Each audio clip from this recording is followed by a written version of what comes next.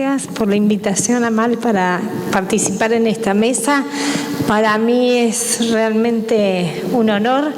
Yo soy gastroenteróloga, pero estoy muy unida, por suerte, a la nutrición, porque por suerte trabajo en el Hospital Posadas y formamos un gran equipo con la gente de nutrición, con la doctora Patricia Sosa, y realmente con ella he aprendido mucho y para mí es un placer estar acá compartiendo un poco los conocimientos más sobre el intestino y la función intestinal y cómo a veces a través de las fórmulas podemos manejar situaciones de insuficiencia intestinal sobre todo.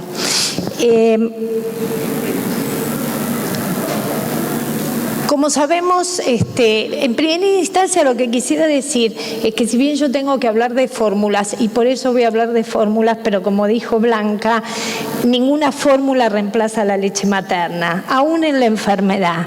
Pero bueno, hay ciertas circunstancias en que necesitamos utilizar de fórmulas especiales y cuando llegue el momento en que tenemos que decidir cómo usar una fórmula, es muy importante que todos conozcamos que la fórmula está formada por una serie de nutrientes que van a formar parte de esta terapia nutricional. El elegir bien en una fórmula es elegir bien también una terapia. De alguna forma, entonces, tenemos que conocer los requerimientos del paciente, los requerimientos nutricionales totales y qué fórmula vamos a utilizar para cumplir con todos los requerimientos que el paciente puede necesitar.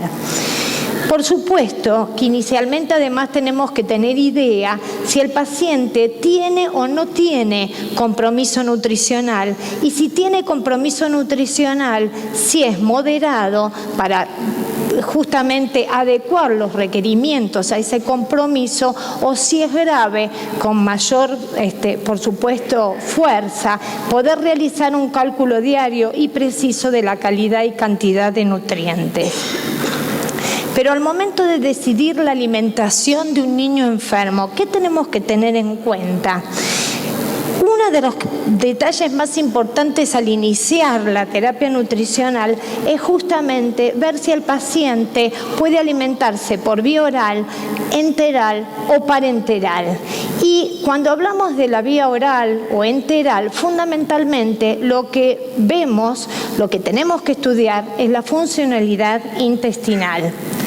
Es así que la selección de fórmulas va a tener que ver, sin ninguna duda, con la integridad del tubo digestivo, además de que debe cubrir, como decíamos, los requerimientos nutricionales, corregir si hay déficit y tendremos que valorar cómo utilizamos la fórmula en cuanto a calorías, proteínas, hidratos y grasas.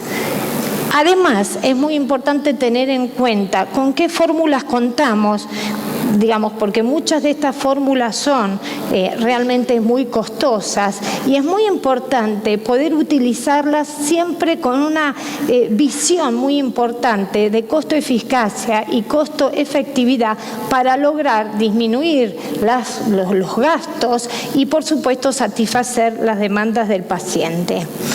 En cuanto a la elección de la fórmula, yo voy a dividir un poco el análisis de la fórmula hablando de hidratos de carbono, grasas y proteínas.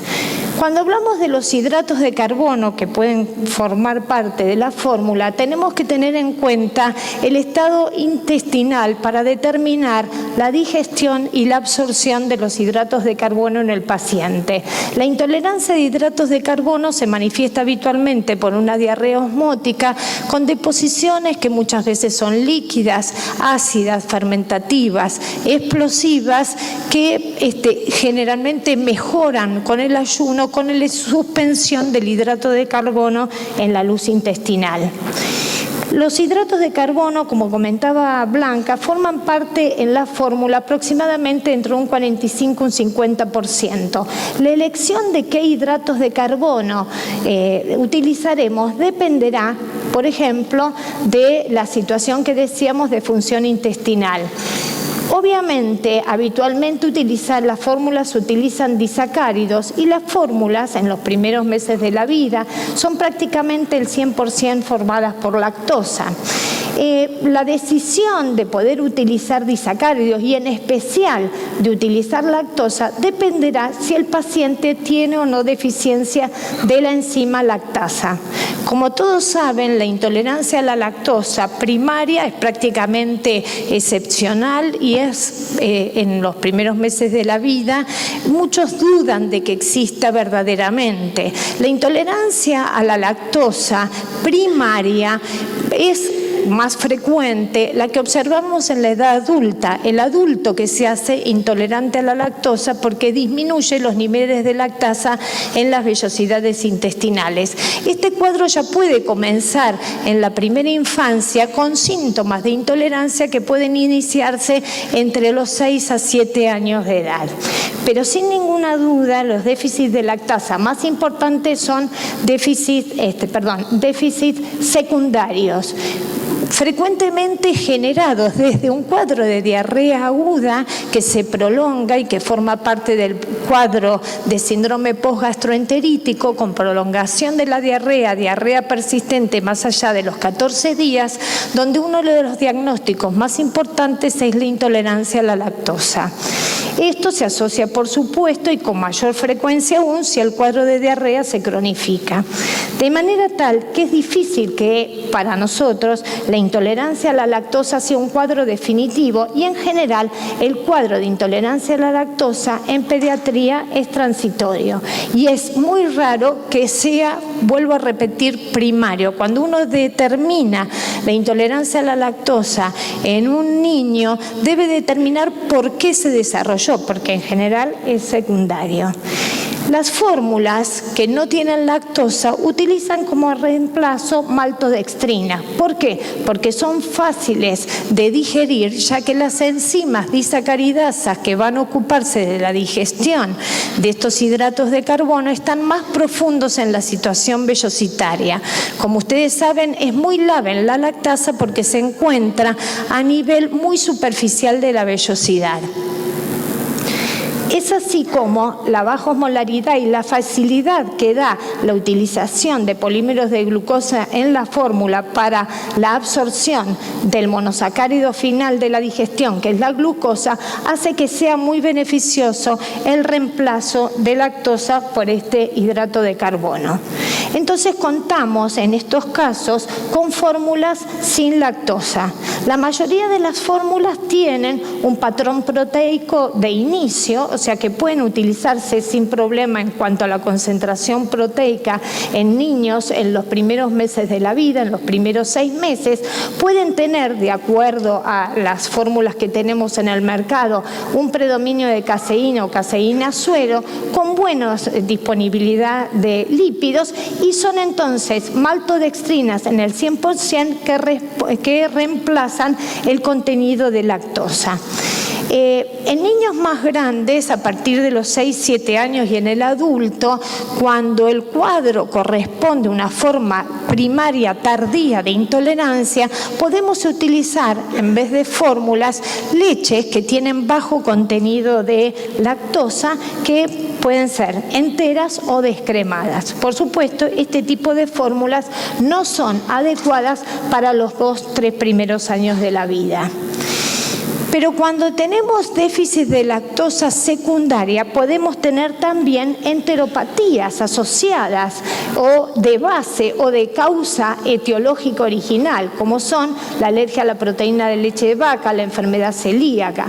Un niño desnutrido puede tener una intolerancia a la lactosa, ya que su intestino probablemente está enfermo. Lo mismo síndromes de inmunodeficiencia o en el caso de resecciones de intestino delgado. Aún la intolerancia a la lactosa también está descrita en pacientes con fibrosis quística. En este caso, cuando el paciente tiene enteropatía, además del déficit de lactasa, o sea que tenemos un déficit de lactasa secundario con enteropatía, debemos pensar que la fórmula a utilizarse puede ser además acompañada por triglicéridos de cadena media, o sea, grasas de más fácil absorción por vía portal directa que van a requerir requerir menos complejidad para la digestión y absorción de los lípidos. Es así que contamos con fórmulas sin lactosa, con triglicéridos de cadena media y en algunos casos incluso con hidrolizado proteico parcial, como ahora vamos a ver. Además, tenemos también fórmulas sin lactosa con triglicéridos de cadena media en 50% e hidrolizados extensos en el caso de que el déficit de lactasa esté acompañado por una enteropatía originada por una alergia a la proteína de la leche de vaca. Hay fórmulas que están sin lactosa, en el caso de enteropatías, que son mejores para la utilización en pacientes, en niños con fallo intestinal. Contamos entonces con fórmulas que no tienen lactosa, que tienen triglicéridos de cadena media y que tienen caseinato parcialmente hidrolizado, con buen aporte calórico, pero con proteínas de mayor concentración, lo que hace que estas fórmulas deban utilizarse con cuidado en los 6 primeros meses de la vida. Además, existen fórmulas para utilizar en niños con desnutrición y mala absorción, que tienen también proteínas un poco más concentradas que para el primer semestre de la vida, sin lactosa, con triglicéridos de cadena media y buen aporte calórico con buen P% para la recuperación nutricional, con buena tolerancia para su osmolaridad y buena relación entre proteínas y calorías. En estos casos, en niños complejos con enfermedad y con enteropatía, el trabajo interdisciplinario del pediatra con el gastroenterólogo y el nutricionista, o el especialista, mejor dicho, en nutrición, facilita la elección perfecta de la fórmula para la recuperación. Pero todos debemos saber que el déficit de lactasa suele ser transitorio, que la acción de la lactosa es fundamental como parte de la fórmula a utilizar. No es adecuado que tengamos a los niños en forma permanente utilizando fórmulas sin lactosa, sobre todo porque además que es un buen prebiótico, además favorece la absorción de calcio. Esto es una preocupación actual. Estamos utilizando fórmulas sin lactosa, a veces acompañando el tratamiento de alergias a leche de vaca en niños durante 1 año de vida. Y esto lo tenemos que tener en cuenta, porque no es fisiológico y puede alterar el calcio. Incluso, de acuerdo a las normas de la Sociedad Europea, se recomienda el aporte adicional de calcio en la dieta cuando la suspensión de la lactosa es por tiempo prolongado. Además, tenemos que tener en cuenta de los disacáridos que el paciente tiene que tener transportadores aptos para poder absorber los monosacáridos, que es el producto de la digestión de estos hidratos de carbono. Es así donde uno puede presentarse frente a casos en los cuales hay un déficit de transportadores. Estas son enfermedades congénitas, poco frecuentes, por suerte, porque son niños severamente enfermos con diarreas osmóticas muy graves desde el momento del nacimiento. Esto nos hace buscar fórmulas que también existen en el mercado, que es sin contenido de glucosa ni galactosa. Existe una fórmula para déficit congénito de transportadores de glucosa, para estas enteropatías congénitas, con buen aporte calórico y proteico y que utiliza como hidratos de carbono fundamentalmente a partir de la fructosa. También debemos tener en cuenta la importancia de los oligosacáridos en la leche materna. Los oligosacáridos son componentes de hidratos de carbono con efecto bifidogénico muy importante en la leche materna, que también podemos encontrar en las fórmulas lácteas.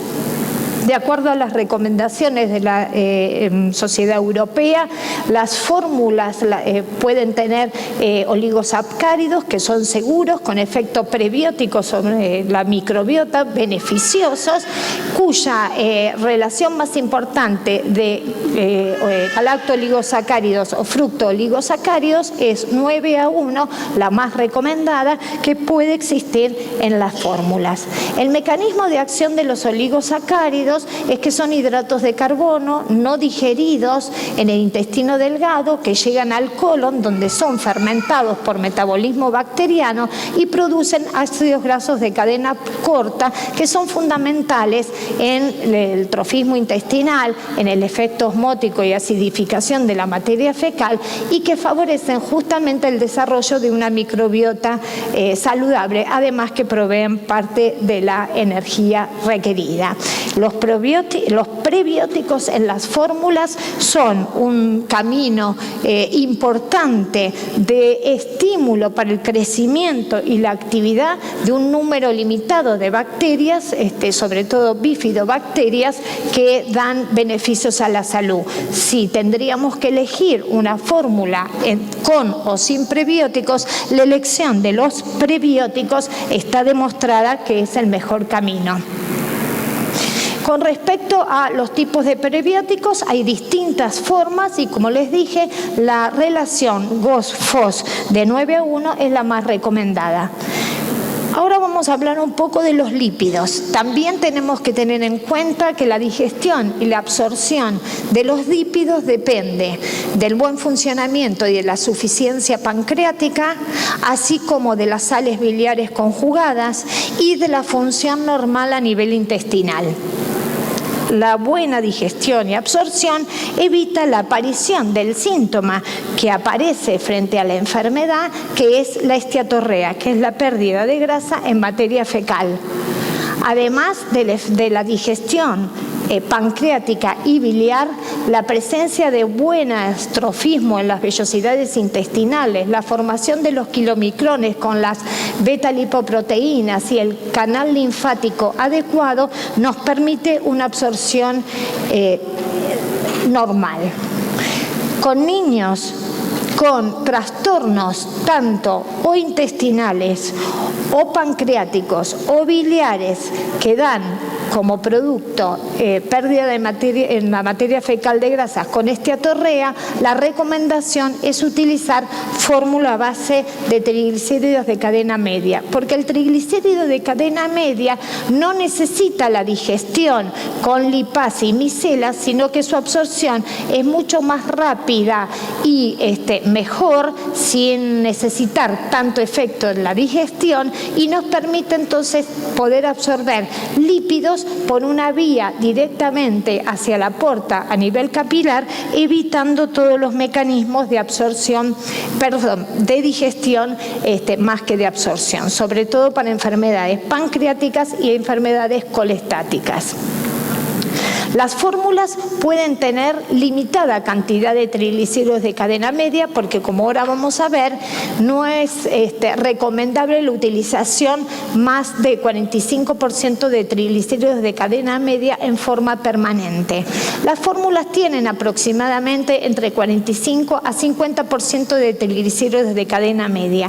La mayoría de estas fórmulas, ya que se utilizan en pacientes con enfermedades tanto pancreática, biliar intestinal, además no tienen lactosa, porque habitualmente la esteatorrea arrastra abundantes líquidos y produce mala absorción, diarrea y muchas veces se acompaña de déficit de lactasa. Los triglicéridos de cadena media entonces requieren mínimas cantidades de lipasa, son transportados directamente por vía portal. La combinación incluso de triglicéridos de cadena media con triglicéridos de cadenas más largas aumenta la absorción intestinal de ambos y aporta ácidos grasos esenciales. No son recomendables para aumentar las calorías en niños que requieren mayores aportes calóricos sin que tengan una enfermedad intestinal. Muchas veces uno ve que se agregan a fórmulas los TCM pensando que es una buena forma de dar calorías. En realidad no cubre los ácidos grasos esenciales y su indicación es específica en caso de enfermedad relacionada a la digestión y absorción de grasas. Y en caso de que tengamos que suspender el aporte de triglicéridos de cadena larga y utilizar un alto porcentaje de triglicéridos de cadena media, tendremos que considerar la necesidad del aporte de ácidos grasos esenciales. Hay fórmulas destinadas a pacientes con fibrosis quística. Estas fórmulas tienen buen aporte calórico, tienen concentraciones altas de vitamina A y E, teniendo en cuenta que son vitaminas liposolubles que se pierden con la esteatorrea, A, D, E y K. Tienen alta concentración de sodio, son con lactosa y parcialmente hidrolizadas. Gracias. Estas fórmulas, por su conformación, son de buen resultado en pacientes con fibrosis quística, pero no en aquellos chicos que están con cuadros de desnutrición severa en las primeras etapas, sino que conviene esperar a que su estado nutricional, incluso su intestino, esté mejor recuperado para utilizar, digamos, este aporte calórico y este aporte incluso con una fórmula con lactosa. También existen fórmulas para pacientes con enfermedad de Crohn que tienen buen aporte calórico, que son para niños mayores de 5 años de alta osmolaridad, pero que tienen un perfil de lípidos más de tipo antiinflamatorio. Hay pacientes que tienen severos cuadros de esteatorrea porque faltan, con enfermedades congénitas donde faltan las lipoproteínas, o linfadengiectasias intestinales muy severas, o cuadros de quilotórax o hipertrigliceridemias, a los cuales hay que suspenderles temporariamente o en forma prolongada, pero con aportes parenterales de ácidos grasos esenciales, pero que no le podemos utilizar fórmulas con triglicéridos de cadena larga. Hay fórmulas con triglicéridos de cadena media que tienen concentración del 90% en triglicéridos de cadena media adecuados para estos pacientes. También hay fórmulas con otro perfil de lípidos que tienen que ver con tratamientos para epilepsia refractaria, como son las dietas cetogénicas, que utilizan una relación de grasas muy alta con respecto a hidratos de carbono y que tienen entonces muy bajos hidratos de carbono y alto contenido de grasas, que también se pueden utilizar como indicación en esos pacientes mayores de 1 año. Con respecto a las proteínas, las fórmulas pueden tener proteínas enteras o hidrolizadas, y nosotros tenemos que tener en cuenta que para el tratamiento de niños con alergia a la proteína de leche de vaca tendremos que elegir fórmulas con esta proteína de leche de vaca hidrolizada. Es así que hay distintas formas de hidrólisis, cuanto más hidrolizado, por supuesto, menos alergénico. Y es así que existen en el mercado fórmulas con hidrolizados parciales, con pesos moleculares menores de 500 Dalton, que sirven para la prevención de alergia a la proteína de leche de vaca. Existen hidrolizados extensos, que son los de elección para el tratamiento de alergia, y existen fórmulas a base de aminoácidos para cuadros de alergia a la proteína de leche de vaca severos. Las características de las fórmulas para niños con alergia a la proteína de leche de vaca, además de la proteína hidrolizada, si el niño tiene enteropatía o daño intestinal por este cuadro, requiere además utilizar hidrolizados extensos con triglicéridos de cadena media y sin lactosa. Tendremos entonces para elegir, pero vuelvo a repetir, no deberíamos utilizar durante todo el tratamiento, que a veces es 1 año, fórmulas sin lactosa, y existe en el mercado buenas fórmulas con buenos perfiles lipídicos, con hidrolizados extensos, con lactosa, con prebióticos, incluso probióticos. Las fórmulas de aminoácidos están indicadas únicamente en los casos de alergias con manifestaciones severas. Las fórmulas de soja no es de elección para el tratamiento de alergia a la proteína de leche de vaca, pero luego de los 6 meses y en forma específicamente mediada por IgE podrían utilizarse. Están indicadas, sí, en niños con galactosemia. Debemos recordar algunos de los cuidados que tenemos que tener en cuenta en el caso de utilizar fórmulas de soja. Hay fórmulas también destinadas a niños con trastornos funcionales leves digestivos, fórmulas que tienen preparaciones especiales que son parcialmente hidrolizadas, con reducción de lactosa o actividad de lactasa con prebióticos y probióticos. Estas son las llamadas fórmulas Comfort. Las fórmulas Comfort tienen, fíjense ustedes, distintas concentraciones de lactosa y uno tiene que tener cuidado por lo que acabamos de decir, que no serían recomendables que los lactantes estén con reducción de lactosa por tiempos prolongados.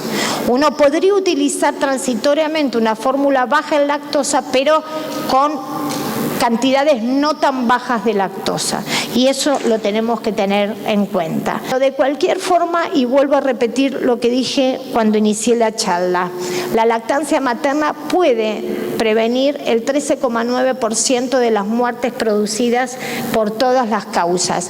Ningún chico por reflujo, ningún chico con cólicos, ningún chico que esté irritable y que uno sospeche alteraciones de deposiciones, que esté creciendo bien y que tiene indicación de suspender la lactancia materna y de reemplazar la lactancia materna por ninguna de estas fórmulas, porque será un camino equivocado. Muchas gracias.